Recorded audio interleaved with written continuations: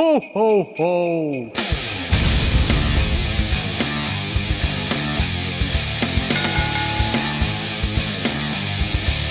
Hello, everybody. Welcome to Ringside Radio, Episode 4.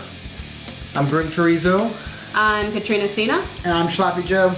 And this is a special Christmas time episode. You can see we're in a new location. Got the Christmas tree behind us, donning some Santa hats, and of course the midget is the elf.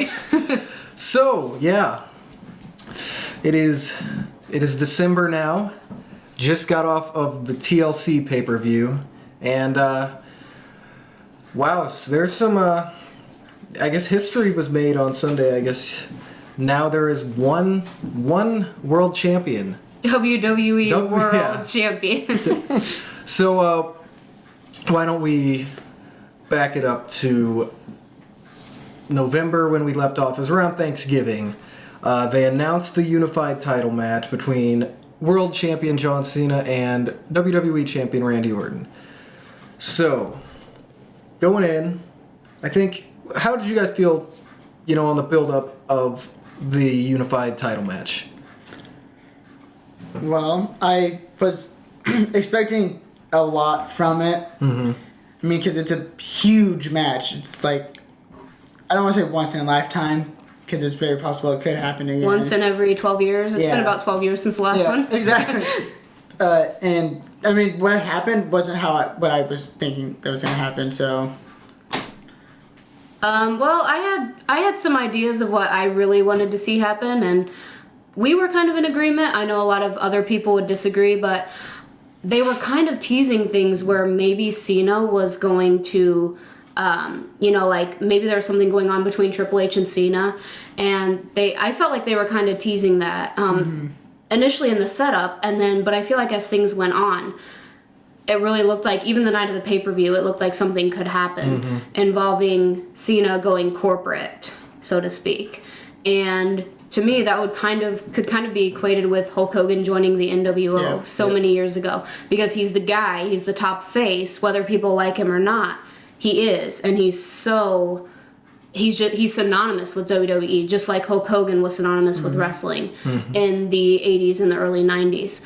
And I was really holding out hope that they were going to do the unthinkable and have Cena actually go corporate, show up in a suit and tie and do whatever the authority wanted him to do. I was ever hopeful. So, and honestly, I ended up kind of disappointed too with the outcome. Not necessarily the outcome of the match, but the way the match flowed I didn't feel the chemistry like Randy and John so often have. I didn't feel like it was there Sunday night. Yeah. So I thought the build-up itself was, well, when they announced the unified thing, I think we all had the thought that maybe it wasn't actually going to be unified at the pay-per-view. I remember thinking, okay, they're going to either swap titles or just grab their own, because it just didn't seem like it was going to happen there. It felt like it might happen at WrestleMania and stuff. I am glad it just,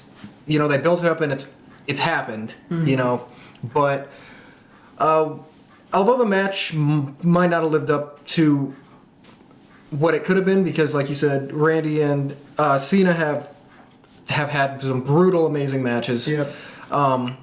They tend to bring out the best in one another most of the time.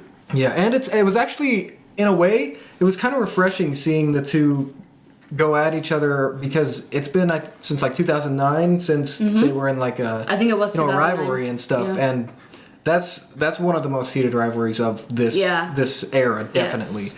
So it was cool to to see them at it again, but I don't want to jump ahead too much. But as far as the build up to the unified title, or WWE World Heavyweight Title match, last week's Raw, where it was the Slammy Awards.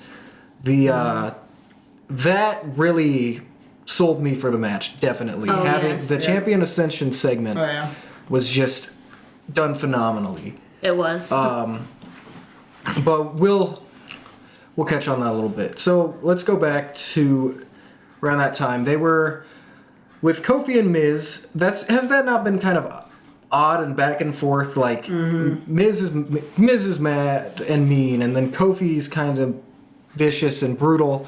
So we're seeing kind of a different side of Kofi that's more, I guess, brutal, but he's still not. They haven't turned. He's not going to turn. He's I think more intensity is kind of what they're playing at. Yeah. Yep. But Miz has still definitely been, I guess, the one to turn more because that's just what it seems. But it's just odd how one night he'll, be smacking Kofi, and then they'll be plugging his TV. He'll be plugging his TV movie. Yeah. Like, he's happy-go-lucky guy. I don't know that those two have had a lot of matches in the past also, and I'm not too into it right now because I thought Kofi was the one who was going to turn, which I thought would have been cool. Mm-hmm. Yeah. Well, and sad to say, the crowd was actually chanting boring in their pre-show match, which I do not like. It's not respectful, but I think that should be a sign to WWE that, something needs to happen. They need to progress the rivalry, or they need to end it, or they need to very clearly turn someone and make one the heel and one the face. Yeah. Because it doesn't really make sense, like we kind of alluded to it doesn't make sense what they're doing with them. And I think the crowd's just done with it. Well, and we've seen them wrestle so many times. It's hard for them to do something new together. That's Right. really gets people into it. Unless there's a title or some sort of stipulation involved, I think they need to just be done with it. Only so much they can do. Right. So that's just kind of going on. Another thing that has been somewhat interesting is they debuted Xavier Woods back, I don't even know, it's probably been a month or over a month, and he's been teaming with... Raw Nashville? Yeah. Was it there? Yep. It was, yeah, he has been teaming with R-Truth and has been, basically since his debut, has had a growing bit of rivalry with Brodus Clay because Brodus let him use the Funkadactyls and his music and stuff. But then he was like, oh, you're stealing them. Even though I think we all agreed it seemed a lot more natural with Xavier Woods. Yes. It was much better. But, instead of the fat dancing dinosaur. and he's upset because Brodus Clay is a main event player. Oh, yes. Yes. And Xavier Woods is taking away from that. Yeah, Brodus Clay's a main event player. And he lets everyone know. Every week. Every week. Don't worry, he'll tell you. Even though I think I can't think of a main event he's been in. But I don't let Brodus, if you're listening to me, no hard feelings, you're not a main event player. Okay, so that's going on. Now, what's happened most recently with that is Brodus finally turned official heel. He turned on his partner Tensai, and at TLC they all kind of walked out on him. I think the Funkadactyls too, and then last night or 2 nights ago on Raw, Brodus he was done with it. He attacked Sweet Tea, and R-Truth and Xavier Woods came in. Were they're cool with Tensai, so it's basically Brodus has finally turned, which I guess for some it's kind of exciting because it's different, but still.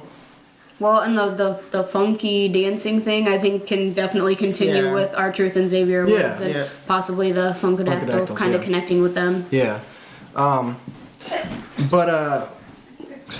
so they had that match at TLC, kind of just keeping this thing going. Now we could see either a Tensai and Brodus Clay kind of thing, or we could see a continued Xavier Woods, Brodus Clay. I don't know. I'm just glad they're using Xavier Woods, and yeah, definitely. It's kind of an interesting story. It's something. It's better than them just the 4 of them doing nothing. Here's 2 random tag teams just having to do a random match. There's actually a story. Yeah. It makes more sense. Yeah. And I have to say, I think if they had gone one more week or possibly one more second without actually turning Brodus Clay, I was probably going to throw the nearest object out the window. That was worse than the Miz thing because he would be like, I'm a main event player, I don't need you. Next week he's just like, he's coming out all happy. Yeah. But so it's happened. We'll have to see where that goes. But it was worth noting because it's something going on. What other? Obviously we've got the bigger names. We've got the Rhodes, still the tag team champions. At TLC, they defended against 3 other teams: the Real Americans, the newly formed team of Big Show and Rey Mysterio, and the former Paul Heyman guys, Spike and Chester. Ryback and Curtis Axel, or the painfully named Rybaxel. Please no. As JBL said on Raw or SmackDown once, that is a terrible name. Even though JBL was the first one to call them. Yeah, but it's an awful name. Yeah. So they had a fatal 4-way tag team match for the titles, and it was pretty awesome actually. It was elimination. Came down to the Rhodes and the team of Ray and Big Show, and there was a big show of respect from all 4 of the guys left in there. I was kind of pulling for Real Americans to be the last ones in there because if the Rhodes were going to lose, I think the Real Americans have gotten to the point where they could be the tag Carry the champs. titles, yeah. They really have been over with the crowd. Oh yeah, they love them, and Cesaro is a big reason behind that. But either way, they are doing something right, and it wouldn't surprise me if they get the gold, sooner than later. But they've been a tag team for a while, so. But they seem to impress, especially Cesaro with his strength, week in, week out. Spinny Rooney thing. Yeah, and the crowd just goes crazy when he grabs anyone for it. I don't think he got it off at the TLC match at all. He went for it, but I don't think he. Yeah, I don't think he did. I don't think he did either. The emphasis was definitely on Ray and Big Show. Yeah, it was. And then on Raw they had a rematch that they won. I believe it wasn't for the titles, but they won. So chances are they'll be going for the titles. Yeah, that kind of makes them the number 1 contenders by default since they have a victory over the champions. Yep. So definitely more to that. I think. So WWE's proven they have a lot of tag teams. Really, it's just there's one team that I'm confused why they weren't in that match. The Usos. The Usos. They are awesome. They just need the titles. They need to keep using them like they were. Well, and they've proven their worth, in my opinion. Gosh. They look the part. I mean, they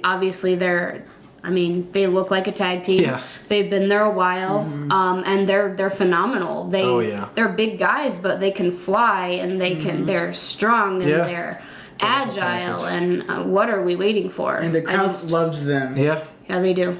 I mean, I'm biased because they're 2 of my favorite guys, but I don't understand what they're doing.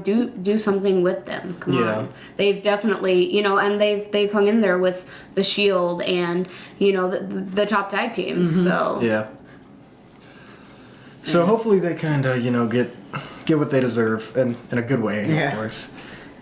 And speaking of the Shield, they've been kind of teasing a little something with them. So after Survivor Series, the match that happened was Punk and Bryan versus Luke Harper and Eric Rowan.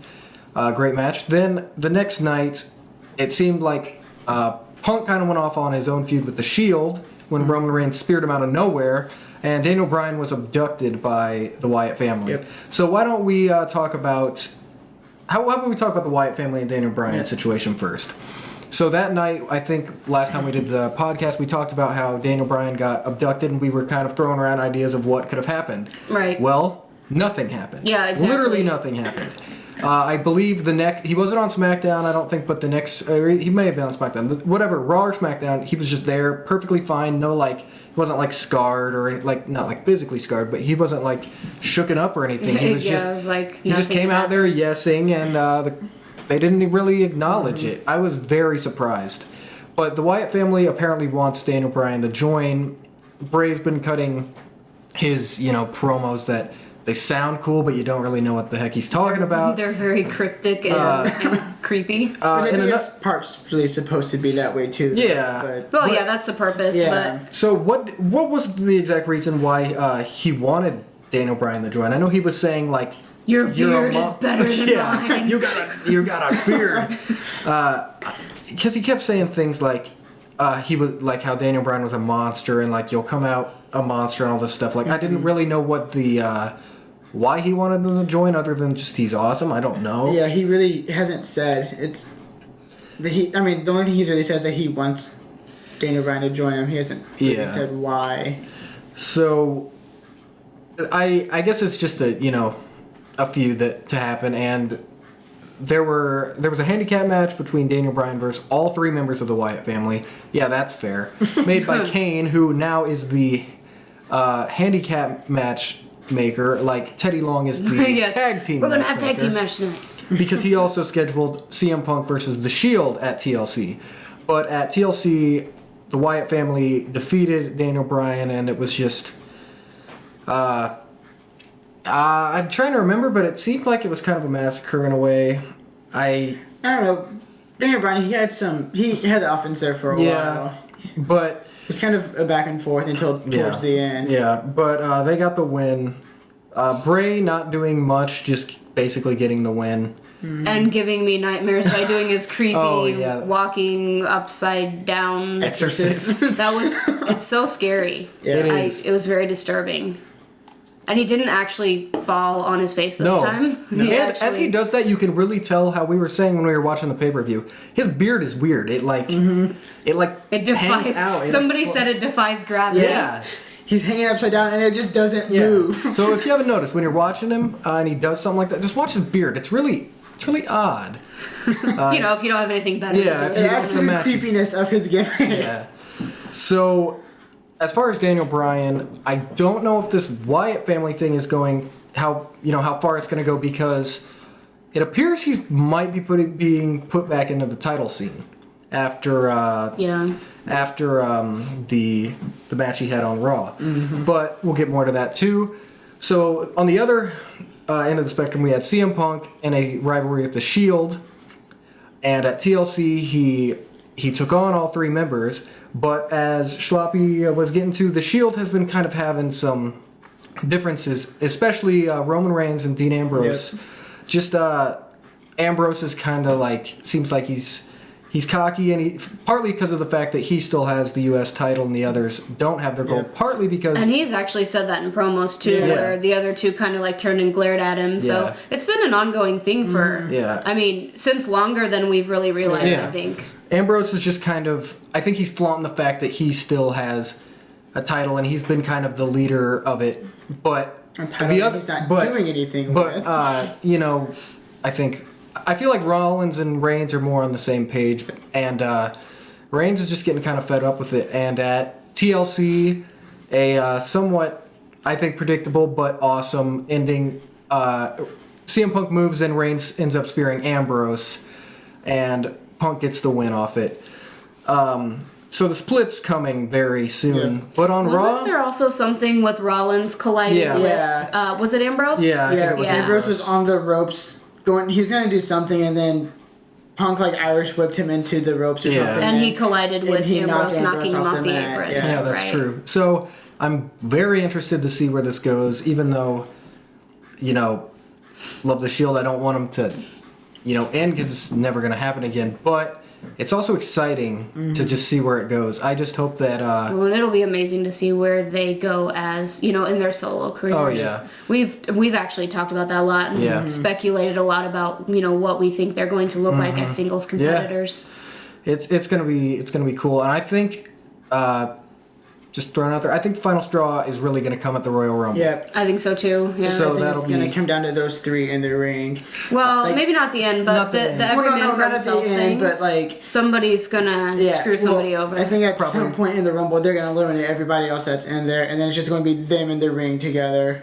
Yeah, I could see Ambrose Yeah. just kind of pulling a fast one on Reigns and getting him right out there, or Raw. It could be any 3. It just seems like those 2 are really...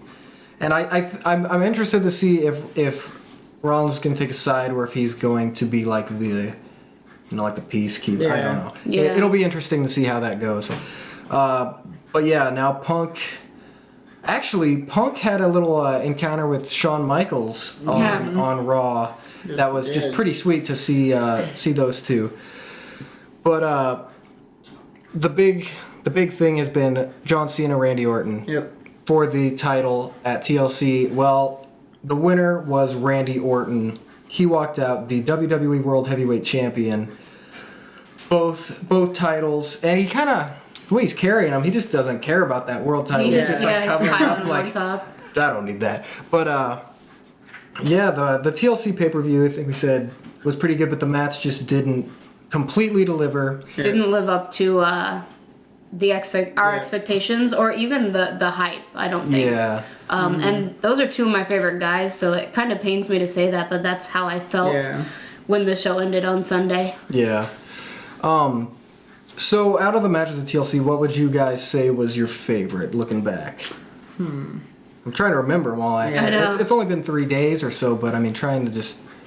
Well, there's the AJ and Natalya match, which was... Yeah, that's good. That's good. It was a good match. I was honestly, if I can just throw this in there, I was honestly really expecting Natalya to win. So was I. I think we all And at this were. point, that's actually what I wanted to see. Yeah. But it was still a good match. Yeah. They definitely delivered. What? I can't even remember all the matches. Two but, handicap matches. I think there was there a Miz and Kofi match? Yeah. Yeah. I That was think kinda just thrown in the there. Shield and Wasn't Dolph on the pre-show too? Yeah, Dolph which is versus very Sandow. unfortunate. no, Well, it was the- Fandango. Oh, Fernando, that's right. Yeah. Well, even though we can't. because Sandow faced Big E for Big the E, yeah. title. So Big E's still the Intercontinental title. Sorry, this is all kind of jumbled. It's just so much seems to happen. I don't know. But I don't know. My favorite match. I mean, when the Shield's in there, it's just always good. And I feel like probably maybe the tag team or maybe Shield and Punk, just because they're all so awesome. I don't know. But now things are going forward, and the next pay-per-view is Royal Rumble, and we still got a while for it, over a month. So I think there'll be some good build for that. Yeah. Before we move on to some other stuff, I want to go back to last week's Raw and just talk about how phenomenal that ending segment was. The Championship Ascension. It was CENA, Orton, and a bunch of former World and WWE champions, including the likes of the Great Khali. Bret Hart. And Bret Hart. Bret Hart was also there. yes, but the Great Khali Shawn Michaels. and Jack Swagger. Shawn Michaels was there, wasn't he? Yeah, Yep, he was definitely he had there. a big part. He was definitely there. We had past and present. We had Mick That was a Foley, joke. Booker T. We had Triple H, of course. Jack Swagger was out there. Yeah, I was just noting the two Yeah. that I wish weren't, I guess. But yeah, so it was basically Orton was, cutting a promo, and then Cena came in and just blew it out of the water. Like, it was just, oh my gosh. He was, the way he used the crowd reaction, the crowd the Well, whole they time. were in Seattle, which Yeah. is, as close to Brian's hometown as you're Yeah. going to get. And they could not get over him. Yeah. It was The Daniel whole Bryan thing the was- whole time. Where, some people would just ignore the fact, but Cena used it, and basically he was like, if I win, you're getting the first shot, or you're getting your rematch, which definitely pleased the crowd, and it brought a lot out of the segment. He didn't just interact with Daniel Bryan, he interacted with Punk and Ziggler, bringing up the fact that he was like saying how no one wanted to give them chances, and look at them now and stuff. So I just thought that was just a great promo, but it didn't stop there. It turned into a brawl, like you could imagine. I think Orton threw the first punch, then Cena, the champs were pulling everyone apart, and then it started with Punk trying to pull Orton back, and then Orton hits him, and Punk does not like that. Jumps back in there. Triple H throws him off. Yada yada yada. Shawn is mad. Super kicks Punk, which leads to Daniel Bryan with the knee to Shawn, and then Little retribution there. yeah, and then Orton going for an RKO on Daniel Bryan, pushed into Stephanie, who is rendered unconscious after a shoulder to the, or like falling into her shoulder. I don't know, WWE logic, but either way, She's a helpless oh my woman. gosh, just that whole thing was so smooth. I just had to bring that up because that was really It was really sweet. good, yeah. It really put the match over. Well, and then afterwards, when everybody was just in shock that Stephanie basically got tapped and fell over unconscious, Yeah. as we were saying. Oh, and Cena went right over and was helping her up, but then you see Triple H, Stephanie, and Cena standing Yeah. there, and I don't know what anybody else was thinking, but I was just going, yes, please. It looked like it was gonna happen. They were. I think we were all thinking the same thing. That's all I could focus on was, man, and I love Cena, but it would be such an exciting and unexpected thing like we said earlier, you know, as I was talking about, for him to go corporate and, you know, do the thing that nobody thinks he would ever be capable of doing, morally capable of doing. So is anything else kind of going along now that, just to kind of recap, that missing like big time? Can I just complain about Dolph Ziggler? Yes. Because I don't understand. He's one of the greatest pieces of talent that's come through in a long time.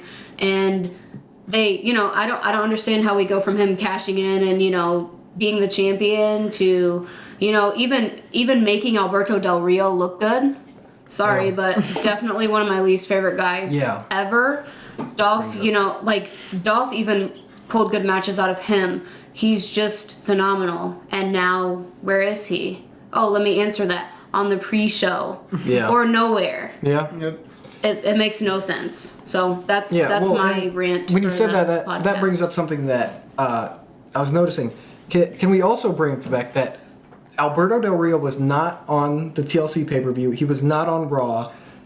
That was the first pay-per-view that he hasn't been on all year, and I didn't even notice, but I'm so happy. Yes. Like, it just didn't hit me. Like, maybe they're finally going to just, like, give us a break from him because he's stale, you know? Yeah. So I just... Well, I mean, they kind of have a storyline going with him. Him and what, Sin Cara? Yeah, him jobbing to Sin Cara. Seeing Hunico. Yeah. No, you're not supposed to say that. Well, yeah, Sin Cara. So, yeah.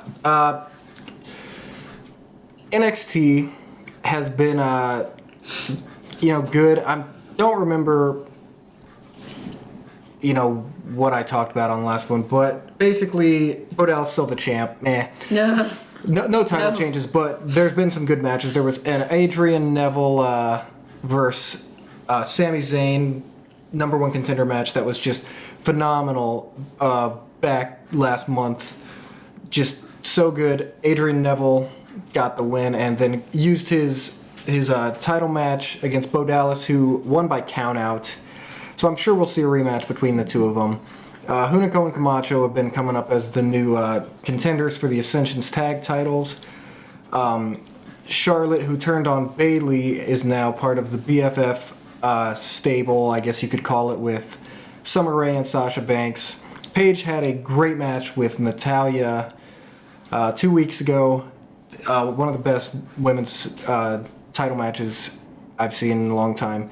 And there's a newer guy named Mojo Rawley. He's been there a little bit, but he's caught my eye. He's pretty cool. He's a former football player and seems like he has some good potential.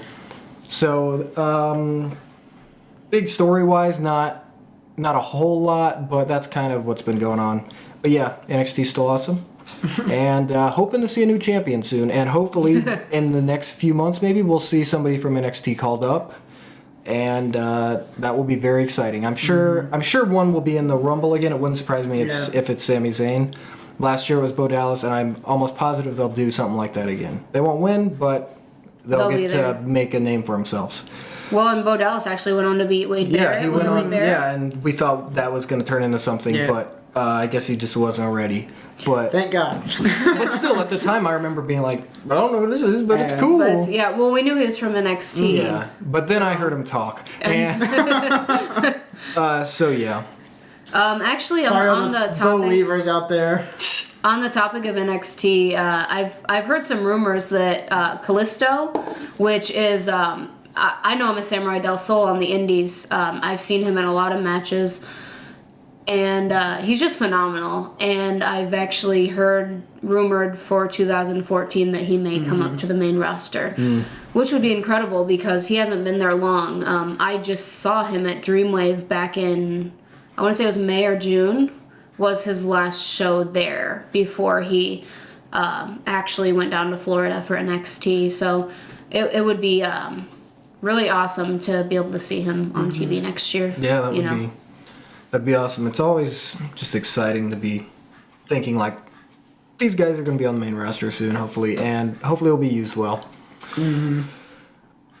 Okay. You know what time it is? I think it's time we draw a name and either totally bash someone we hate or just glorify someone we love. So it's time for the random superstar of the month. Basically be very opinionated about a certain individual. You want to go ahead and draw one? All right, I'll draw it. Okay. What number we got? Okay, we have number 26. 26. That is Christian. Yeah, Christian. This is gonna be fun. Should we let Schloppy take this one? Yeah, you can start. This guy likes Christian a lot. Well, yeah, I really like Christian. I remember him getting a T-shirt signed in the parking lot, and I thought he was gonna cry. No joke. I felt tears coming out. Yeah. Yeah, it was pretty sweet. It was just cool because he like even acknowledged that it was like a brand new T-shirt because he like had just come out with it. And he's like, "Oh hey, you got that awfully fast," but he needs to come back. Yeah, I think it does. I don't know, he's just awesome. He's proven many times that he's a great tag team competitor. He's proven that he can be a singles competitor, and everything he does is incredible. Yeah, they really need to have him come back because I think he came back and did like a match. I think. Yeah. And then that was Poor guy just really he has a lot of injuries, it seems. yeah. Well, did he leave on injury this time? Yeah. Did he? Okay. Yep. Because I know he came back for like a match and then left. Yeah, Christian's pretty awesome. Okay, well, yeah. As he said, Christian is awesome. I feel he's underrated and he underappreciated sometimes. He's done a lot in his career in both WWE and other promotions like TNA, and yeah, he had numerous tag team gold with Edge, not just being like one of the best tag teams, but just like hilarious, just like great entertainers. One of the pioneers of the ladder match and TLC match more rather, but outside of tag team wrestling, he proved himself as a singles competitor with numerous intercontinental title victories, great rivalries, and I have to say something about Christian. I think he's one of the guys who just has some of the best entrance themes. He does. I love the one that was like Christian at Last Year on Your Own. I thought that was that was awesome because it was just fitting. You know, he was breaking out as a single star, and I love that song. And of course, the Waterproof Blonde version of the song he has now is still one of my favorite all-time entrance themes. I just think Christian's a very well-rounded star who I just really feel underrated is one of the best words to say. Absolutely. I mean, yes, he is a former world champion. That's true, world heavyweight champion, and very well deserved. But the reigns were not what they should have been or could have been. One of them, I believe, was for 6 days or something, and another was not much longer. He can play a great face because the crowd just likes him, and he can play an even better heel.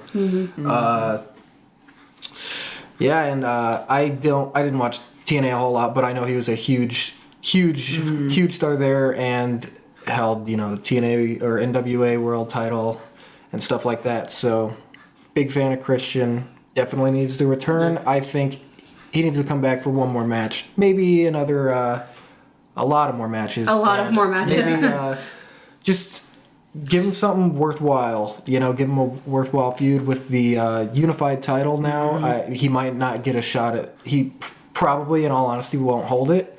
But with the Intercontinental title, being I guess the second tier title, I think he could have another great run with that, or a good feud with anyone. Yeah, he could really bring the Intercontinental title up to where it should be now, since it's like the definitely second bring one. more prestige to it. Yeah. So yeah, Christian. Yeah. I'm really glad it's my turn because I have so many things bouncing around in my head right now. Christian he's one who is synonymous with me growing up as a wrestling fan. He's always been there since I was about 11. He actually won the light heavyweight championship in his debut match, and that's kind of a forgotten fact type of thing. I think he was perceived a lot, as Grim said, he's underrated. And he, I think when he was in a tag team, obviously with Edge, I think he was kind of seen as the, the weaker link or the less thought about person in the tag team, which is unfortunate. Edge is phenomenal, don't get me wrong. But I think Christian is just as much so.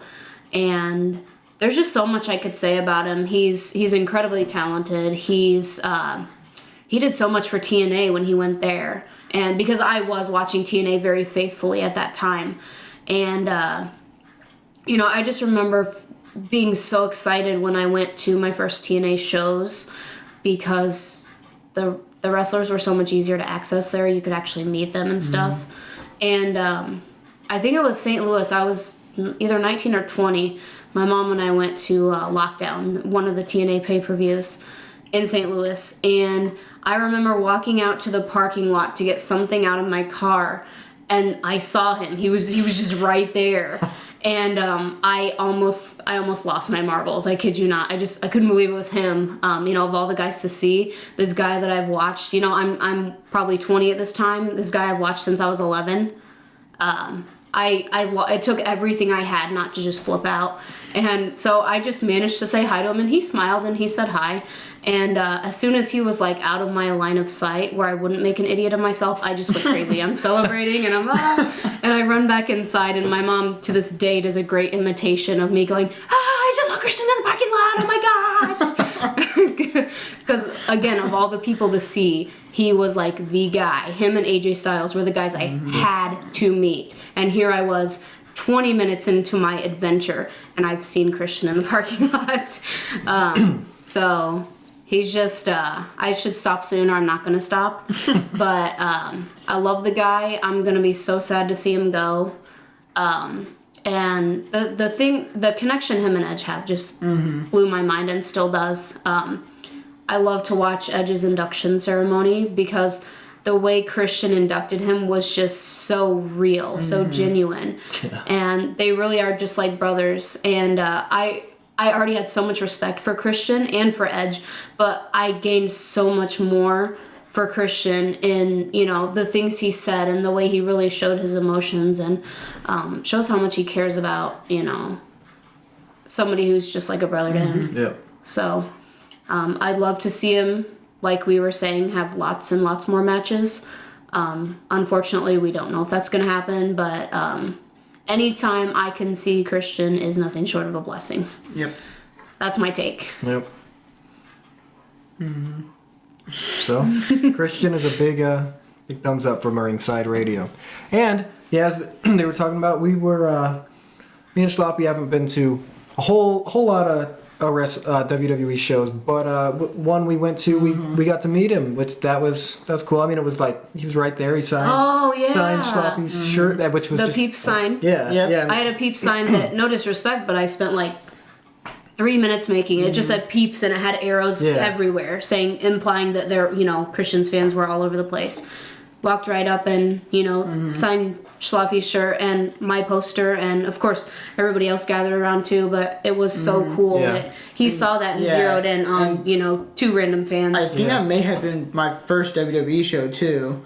So that's great first experience. First or second show, so it's pretty good experience. So. Sorry for our fan moments there. Just marked out just a little bit. There's only so many wrestlers on this list that I can say I had any personal reaction. KATRINA probably has a lot more that she could talk about. Just figured need to throw that in there, Yeah. So actually, that's one I was gonna say and forgot because my mind was so full of all the things I wanted to say about him. Yeah. I hope he hears this. That would be so cool. Yeah. Christian, we love you, man. Okay. So we talked about stuff going on in WWE now, but Royal Rumble's coming up, and I believe it is 26th, 7th, 8th, somewhere around there probably, of January. So there's still time. There is good time to build it up because, it's the Royal Rumble.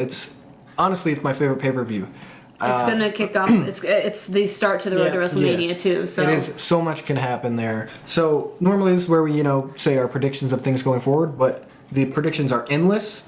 Yeah. So they we really are. We can just kind of just some things looking forward what could happen, because with the Royal Rumble you have no idea who the special guests are going to be. They always usually throw in 2 or 3 and some that you're just like, was not expecting this. Like this Kevin year, Nash. yeah, Kevin Nash. This year, this year obviously Chris Jericho was like huge surprise, but of past guys like the Godfather, like that was just random. Goldust, who's now on a full return now, but his return at Royal Rumble was really, really unexpected and got a huge Reaction, pop. yeah. And with Jericho, who was coming back as a permanent but like part-time kind of, he was there for a while. Where you never know, we could see Christian back at the Royal Rumble. We could see Sheamus. Fingers crossed. I'm counting. So hoping for Sheamus. I'm very, very counting on Sheamus. Yeah. If it's not the Rumble match, it'll be right around there. It's got to be the Rumble match. I mean, if he's almost ready to come back, I gotta believe they're gonna wait for do that. it a big way, yeah. And you can return and not win. I mean, he's won the match. He won it in 2012. Yeah. And I was actually there, and I was really mad at him because Chris Jericho didn't win. Yeah. But at least Sheamus didn't try to, pin somebody through a match. Oh my gosh, yeah. Yes, Chris Jericho tried to pin in a Royal Rumble. That's okay. He invented everything. Yeah. He got caught up in the moment, guys. He invented pinning. It's okay. Yeah, and he invented the Royal Rumble. And invented the undisputed title. True. He also invented Schloppy's mom. He invented this show. No! But, so returns are endless. But I guess one thing we can talk about, we talked about it on the last one, but let's just throw it around again. Some predicted winners. I'm still going with okay, so it looks like there's a possibility, and it's probably too early to tell, but there could be a triple threat at Royal Rumble between Cena, Orton, and Daniel Bryan. I mean, it could happen. It's really early to tell. Only one Raw in. Which, if that happens, somebody here is going to lose their mind. That would be amazing. But I think everybody's going to lose their mind. I don't know what you're talking about. here's the thing. Let's say they do that, and sometimes they have the challengers also in the Royal Rumble, right? Sometimes, but not always. So if Bryan is in a title match, will he be in the Rumble? Because my predictions were Punk and Bryan, one of the two. Mm-hmm. I was thinking. I think we actually were all 100% in because agreement it's just on that. so like.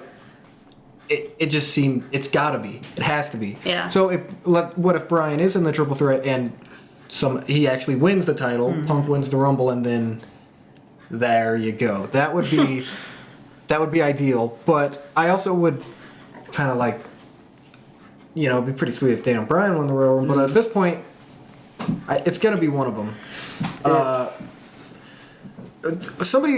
We may have throw around Roman Reigns, but I think they can do more with him not winning and just have all three members of the Shield in there, just like clearing house, doing just like Kane style, just throwing out people and then Ambrose, assumingly, I can just imagine it would be him.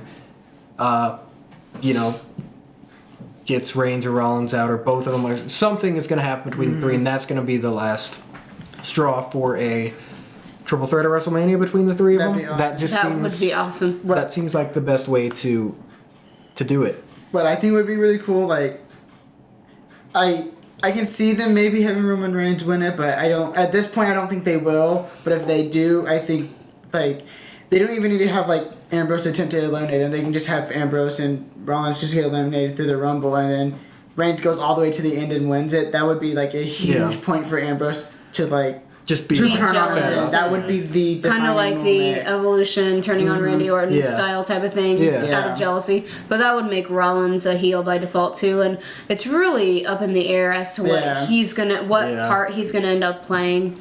So I don't see Reigns. I would be very shocked if Reigns actually won the Royal Rumble, but I do think beyond any doubt that he's gonna look good as gold. Oh yeah, because I mean, just look at Survivor Series. He was amazing, and here's. But I think that's going to be the purpose.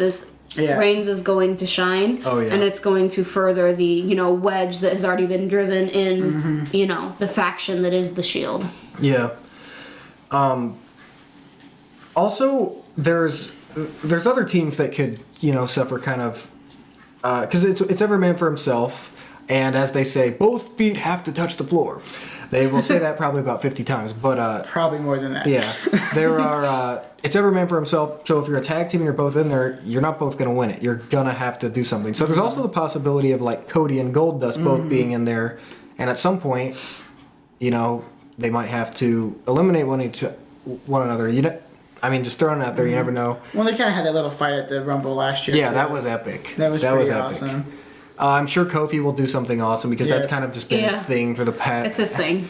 And then before that, Morrison being Spider-Man climbing on the, oh my gosh. I was actually there when Kofi did the handwalk thing. I was in the crowd. It was people just went crazy. It was insane. I mean, it was so everyone in the front row was just so still because they did not want to touch it. But you know who else could do something phenomenal like that? Seth Rollins could probably pull off something like so cool. Actually, they should really do that because I feel like he's kind of the forgotten Shield member right now. Not to me, but to the majority, the overall majority. Yes, and so to have him have that like Royal Rumble moment, I think would only help the situation. Yeah, And his like ninja roll thing that he does, we know that he's capable of things that require a lot of agility and. Yeah. So, I'm hoping on something like that with him. That'd be great. Or with anybody, Ziggler do something cool like that. Yeah. But yeah, Royal Rumble definitely. Oh man, I just get so excited about it because anything can happen. Anybody can show up. Yeah, anything, and really, it's just so good. So very excited for that. We've got plenty of time to build it up. They have plenty of time to build it up.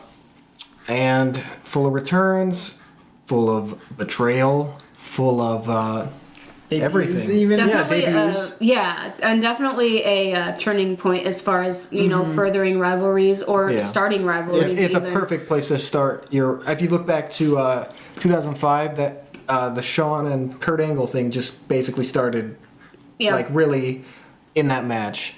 That you can start like great rivalries there that don't have to be over a title or anything, and it just sets it up perfect. You don't have to think of some BS story behind it. It's just you eliminated me. I'm mad. I wanted to win the Rumble. There you go. So I'm excited. Yep. It'll be great. I think we can all agree it's one of our favorites. Oh gosh, yeah. So we actually. We got some fan questions that we're going to read over on the podcast. Oh, there they are. We got 3 that we'll address here because normally in the last bit of time we kind of just bring up a topic like last time we talked about our Survivor Series Dream Teams. Before that, Shield member. We figured we'd let some viewers give us things to talk about. So first from here we've got from Barbara. Hello, Ringside Radio. I was wondering which 2 wrestlers you think have the best chemistry. Thanks. It's a good question. So we want to look at this as like, against each other or just teaming up or what? Either or? Either. I'd say either, yeah. All right. I think however we want to answer it. You want to start us off? Oh, sure. I'd love to. This takes me back to the summer of 2011. If anybody knows what I'm talking about, the summer of Punk, so to speak. CM Punk and John Cena had some of the most phenomenal matches. I was actually there for Money in the Bank 2011 when Punk won the title and literally ran out the doors of the Allstate Arena with it. That I can't even describe to you what that match meant to the people there. I go to shows and I scream and I holler and I yell and I cry, and this isn't an exaggeration. It's really not. But I'm always fine the next day. After Money in the Bank, I couldn't talk for about 3 days. If that tells you how incredibly engrossed people were in not only this match but this entire rivalry. And so, leading up to that, they had some awesome stuff going on. The match at Money in the Bank, and then again at SummerSlam, which the match at Money in the Bank was far better, in my opinion. But, everything they did there for that month in between, obviously, once Punk was gone for a short amount of time and then came back. But I actually also got to go to, 2 weeks after Money in the Bank, got to go to a house show in Springfield where that, of course, that was when, you know, they were both carrying around a WWE championship belt. And so they were both the champion, or it was, you know, who is the champion. And so I actually think I probably took over 100 pictures in that match alone because I could not get over it. Like those were my two favorite guys at the time, which they're still. I mean, Cena's still my number one. Punk's dropped a few spots, but still definitely one of my favorites. And so just to see that match in person and see both of them with the title, and I'm literally standing there with my John Cena t-shirt, my CM Punk hat, and my CM Punk sign, and trying not to get caught by one that I'm holding up my Punk sign and hiding from Cena, and then I put my Cena hat on and I'm hiding from Punk. And anyway, those two, that was like, I'll never forget, you know, actually getting to see that match twice in person. Yeah. I'll never forget, like, that was so special to me, and I just think that they had incredible matches. And I think it helps that they actually get along in real life. It's been said that they don't or whatever, but you can, I mean, it's obvious. You know, they just really work well together. And I actually have a funny picture that says, it's a bunch of pictures of Cena and Punk in and outside of the ring, and it says something like Punk and Cena still a better love story than Twilight or some. We'll have to see if we can get that on there because it's definitely funny. And but that would be my answer. An honorable mention would be Bryan and Tyler Black, Seth Rollins, because anytime they're in the ring together, and it hasn't happened much, once for sure. Oh yeah. And I couldn't possibly get closer to the TV if I tried. Yeah. Completely captivated and engrossed in what was going on because they're two of the best wrestlers I've ever seen. So definitely honorable mention for them, and I would love to see them in a rivalry sooner rather than later. Yeah. So those are my two picks, and there are so many others too, but those are the ones that came to my mind as we were reading the question. So. Yeah. Mind if I go ahead? Yeah, go. Okay, yeah. A bunch just popped in my head.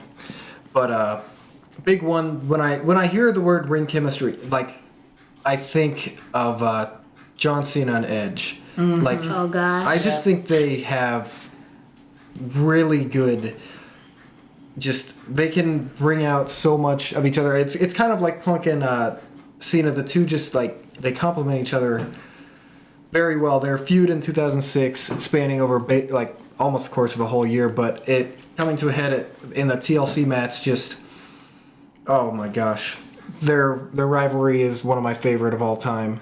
I think they have just phenomenal chemistry. Another one is Daniel Bryan and Sheamus. Literally anytime they're in a match together, I'm just like, oh my gosh, because I actually, awesome. I had a little, I had about a year off or so where I wasn't watching wrestling, maybe a year and a half, and the first thing I come back into is Sheamus and Daniel Bryan's feud before WrestleMania 28, so I kind of have a special place for those two in, fighting, but in interviews they've even said they love wrestling each other so much, and you can see their styles complement each other so well. Sheamus is just a brawler powerhouse, and Daniel Bryan's a technician, and his kicks and stuff. It's just, their matches are great. And like she said, there's so many that are going through my head, but I'd have to go with those two before I just start, spewing out like everything. So we'll have to talk about this again sometime. This is a good one. So Another thank you, podcast. Barbara. This is good. For me, I'd probably say Punk and Bryan, just because the matches that they've had against each other have just been incredible, and they've proven a few times in the past few months that they work very well as a team. True. Yeah. So just no matter what they're doing, if they're in the ring together, it's probably something amazing. Yeah. So, Big props to Ring of Honor for Yeah. giving us these two. Yeah. Yeah. And even another one, like Christian and Jericho, like they had Oh yeah, that they was had fun. an awesome feud. Like that's That was one of fun. my most favorite feuds, the whole Lita and Trish Yeah. thing. Like that was Yeah. WrestleMania 20, they had a match. That was, yeah, very good. Very good. You know, since we got a little time, I just want to throw out one more that, okay, teaming up or versing each other, but Triple H and Shawn Michaels. Yep. Mm-hmm. You can't. I just thought of them You too. can't even, like, 2002 when they had their, and, you know, spanning on for however long, but their matches just, and because they were such good friends, it's like when you're close, you can just do so. Yeah, exactly. So much. Well, and to expand on that, throw the Undertaker in there. The Undertaker against either one of those two. You know, I've watched the Undertaker and Triple H at WrestleMania 17. I can't even tell you. There's probably like an actual hole in my DVD because it's been one of my favorite matches since the first time I saw it. And then, you know, Undertaker would go on to wrestle Triple H twice more at WrestleMania, and Shawn twice as well. And all of those matches are some of the best matches the Undertaker, I think, has ever had. And that's saying so much for such a storied career. And then the End of the Era match, with all three in the ring, it was. We were all like an inch away from the TV. I'm pretty sure there were like tears shed watching that because it was so emotional and just Such a just a great moment as a wrestling fan, and just like, oh my gosh. Yeah. So yeah, I definitely agree. Those were all good picks. Bringing back like you know, thinking of matches with those. All right, so next we got from Bobby. Who do you think is the best tag team and why? Best tag team. I'll take it if you guys are thinking. Yeah, go ahead. Yeah. All right, I gotta go with the Hardy Boys. Since I was 12, I was a huge Hardy Boys fan. Now they've, you know, definitely gone their separate ways and done their own thing, and that's great. That's fine. I'm not as big into them as I used to be, but in like 1999 and 2000, when I was 12, 13 years old, they were like so important to me. I bought every t-shirt. I wanted to be just like them. I painted my fingernails exactly like Jeff's were. And because they were so, I just thought they were very real. They're somebody that could be sitting right here hanging out with us. You know, just the way they dressed and the way they, you know, their style and their personalities, they just seemed so very genuine, you know? And obviously they could get it done in the ring. And they complemented each other so well. Obviously, you know, being brothers, and they'd wrestled together since they were, you know, teenagers, or maybe even before that. And so their chemistry was great. Their styles complemented one another so well. And again, some of the pioneers of the, you know, tag team ladder matches, which would eventually become the TLC matches. And tag teams were such a big deal in the late 90s and early 2000s. I don't know that there will ever be another tag team era like that, but the Hardy Boys, Matt and Jeff, were always my number one tag team. ENC were awesome too, definitely honorable mention for them.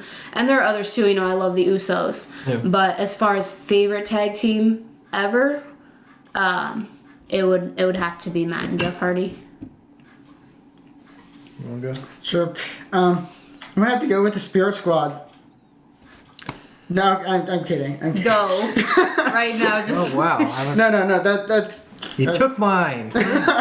Listeners, please just ignore him. No, but on a serious note, I probably gonna have to go with ENC. I mean, they're like my two favorite guys, and they're just both incredible in singles and tags, and they've proven over and over again that they're one of the best tag teams out there. Yeah. I mean, winning those TLCs and it hurt me not to say them. Yeah. Okay. Grim? For best tag team, not necessarily favorite. I think it's been said, but I really think Edge and Christian are one of the best tag teams. Not just I mean, their accolade show. Basically, anytime there was a match for the titles, especially if you watch any of those ladder matches, those TLC matches, who won? Edge and Christian. They always won. So mad back because in the day. As far as favorite, I think the Hardys really are probably my favorite tag team, along with New Age Outlaws are good. Legion of Doom, I think they could easily be said as one of the best tag teams as well. But as far as best, I just think Edge and Christian because of the their accomplishments and just what they did, what the Dudleys, Edge and Christian, and the Hardys did for tag team wrestling. They all could be said as the best tag team. Favorites, Hardys. DX, I mean Shawn and Triple H, they're just fun to watch, but not really my favorite tag team. Very yeah. iconic, though. Yeah, and then of course another favorite is the on and off tag team of the Brothers of Destruction. Oh gosh. Especially when Undertaker was the American Badass and Kane was coming a little bit more out of his shell. That was around that time. Those are probably one of my favorites also. But Okay, this is random, but do you know what was amazing? Is when Triple H and Stone Cold were doing this two-man power trip thing, and Triple H had the WWF at the time title, and Stone Cold had the Intercontinental title, or maybe it was reversed. Actually, I think it was reversed now that I think about it. But the Brothers of Destruction came in and, tried to put an end to this nonsense and this insanity that, the havoc that Stone Cold and Triple H were wreaking on the WWF, and it was so cool. Sorry, fan moment. yeah. All right, we got one more here from Holly. Hey guys, will The Undertaker retire this year? He's getting really old. Wow. Also, who is the best wrestler on the show? Okay, so first part of the question, will The Undertaker retire this year? I hope not. I'm gonna go into 2014 because it almost is 2014. It wouldn't.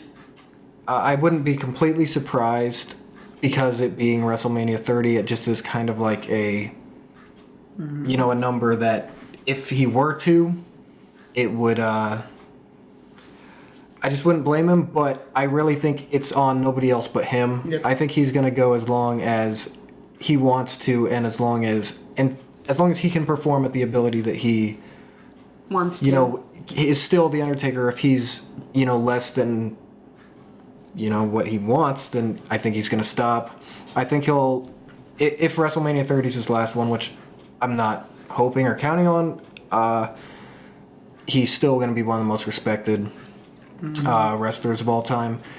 But if he's got a few more years in him, then I would love to see him around more.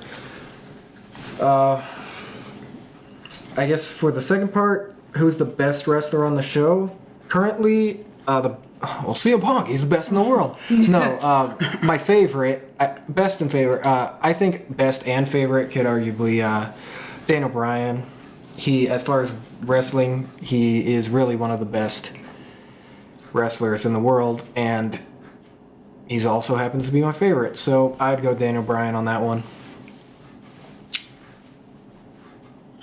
Well, for me, I don't think The Undertaker will retire. I mean, like Grim said, it will be on him when he retires. I think he still has a couple more WrestleManias in him. I mean, I would still like to see a CENA Taker WrestleMania, and even a CENA Jericho WrestleMania. Like, that would be pretty insane.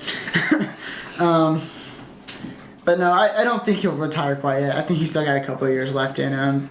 And for me, like, the best wrestler on the roster, I wouldn't say there's like one best. There's like two or three that keep like bouncing through my head, like Daniel Bryan and CM Punk and John Cena, just because they all three just add such different things to the company that you really can't say one's the best. Yeah. Yep. That's Awesome. Undertaker retire, that would be a no. Never. You can't. No. This guy's been wrestling since before I was born, and I'm 26, if that tells us anything. Old. I remember seeing like old matches where he was like on some sort of indie promotion in a mask as the Punisher, which would have happened before. Yeah, I know, right? Weird. But he's been wrestling forever and ever, and it will be very devastating to see him go. Is he done this year? I hope not. I feel like he really can't leave until he has a match against Cena. Mm-hmm. Like Schloppy was talking about. I want to see that so bad. And it blows my mind that they've both been in the company so long, and they've never really had a rivalry to speak of. There was one in the summer of 2003, which Cena actually owns a victory over The Undertaker. Most people don't know that. But I hope The Undertaker's still got a couple of WrestleManias in him. And I really, selfishly, I just really hope I get to see him and Cena at WrestleMania before it's all done. And I want him, when he does leave, I want it to be on his terms. I want it to be his choice.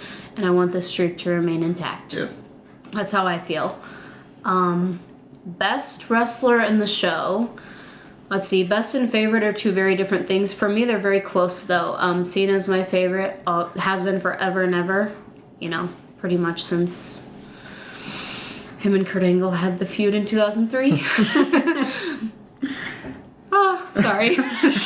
Now I'm going to lose it. So he's my favorite. Is he the best wrestler? No. Is he the most passionate person on the roster? Yes. And nobody can tell me differently because I won't believe them. Best as far as wrestler goes is Bryan Danielson, no doubt. And he's very close to, I mean, he's my second favorite by a landslide. So I actually had this phase for a while where every single night before I went to bed, I watched a Bryan Danielson match. Mostly indie and ROH stuff. And that was just, man, if I wanted insomnia for the night, just put in some of those matches because I was just glued to them. Best wrestler, Daniel Bryan. Favorite wrestler, John Cena. Will Undertaker retire this year? No. Nah, he's good. He's got another forever.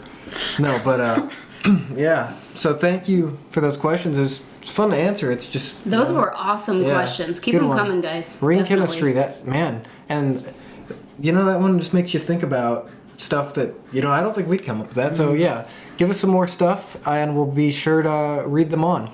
So I think we'll close this out, but want to plug ourselves next week. Next week we're gonna have a special episode of Ringside Radio. It's going to be basically our own version of the Slammies, I guess you could say, the Ringside Radio End of the Year Awards, where we're coming up with our own categories and nominees for different things WWE related of 2013, things that the Slammies wouldn't cover, and this is our opinion, and it should be fun. We'll just be hanging out, going through these, and we'll put this up by the end of 2013, and if you've got some ideas for it, put them in soon, because we're going to be wrapping up stuff for it, but it'll be fun. I'm excited. So thank you for watching this special Christmas edition. Thank you for the questions, and keep watching the Vortex. And have a super duper Merry Christmas. Oh yeah, yes. Hopefully, Ho ho. and be sure to watch the WWE Bad Santa vs. Good Santa Christmas special. I'm sure it'll be the best one all year. Yeah, can we talk about that real quick about how terrible of an idea this is? They have Mark Henry playing Santa Claus. Yeah. It'll be something. Yeah. But yeah. More on that maybe in a future episode. Yeah. And I'm sure we'll Yeah. So, thank you again. I am Grim Chorizo. I'm KATRINA CENA. And I'm Sloppy Joe. Thank you for watching. See you next time. Merry Christmas. Merry Christmas. And a Happy New Year. You've been listening to Ringside Radio. Be sure to like and subscribe, and send any of your questions and comments to grimchorizo@gmail.com.